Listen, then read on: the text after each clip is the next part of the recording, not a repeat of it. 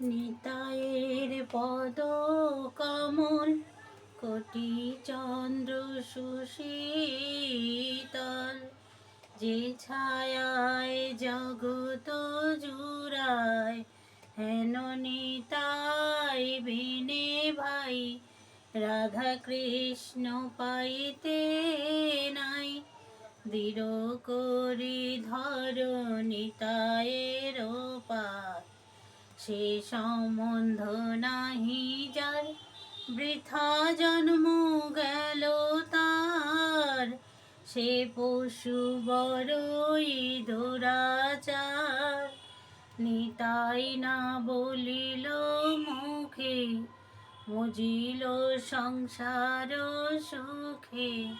বিদ্যাকুলে কি করিবে তা।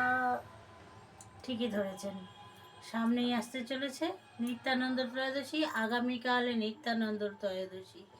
তো সেই সম্বন্ধেই আজকের ভিডিওটা, আপনারা নিশ্চয় মন দিয়ে শ্রবণ করুন। আগামী 31শে জানুয়ারি 2026 করেছেন নিত্যানন্দ ত্রয়োদশী।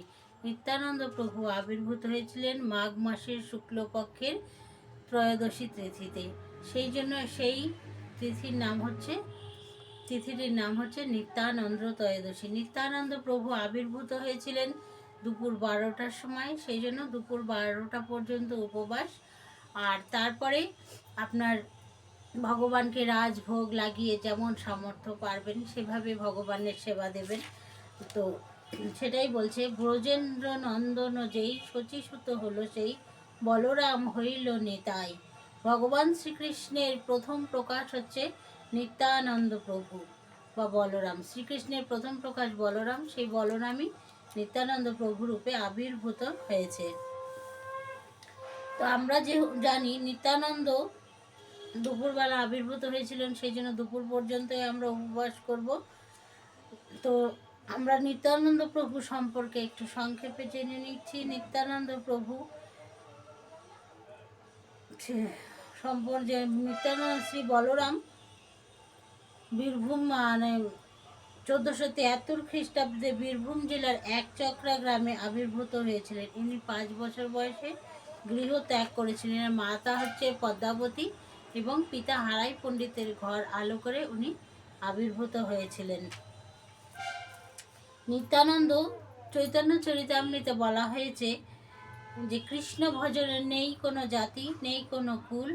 নিত্যানন্দ প্রভুর কৃপা জগৎবাসীর কাছে এমনভাবে বর্ষিত করেছেন যে জগাই মাধায়ের মতন পাষণ্ড মাতাল লম্পট যারা এমন কোনো অপরাধ করেনি যেটা করেনি, তারাও পর্যন্ত নিত্যানন্দ প্রভুর কৃপা লাভ করেছিলেন। তারা যখন নিত্যানন্দ প্রভুকে কলসির কানা দিয়ে মেরে মাথা ফাটিয়ে দিয়েছিল, তখন ভগবান চৈতন্য মহাপ্রভু তো শ্রীকৃষ্ণ রূপে ছিলেন, তিনি শ্রীকৃষ্ণই চৈতন্য মহাপ্রভু রূপে কলিতে আবির্ভূত হয়েছিলেন। তিনি কথা দিয়েছিলেন যে এই কলিকালে তিনি প্রেম বিতরণ করবেন, তিনি অস্ত্র ধারণ করবেন না।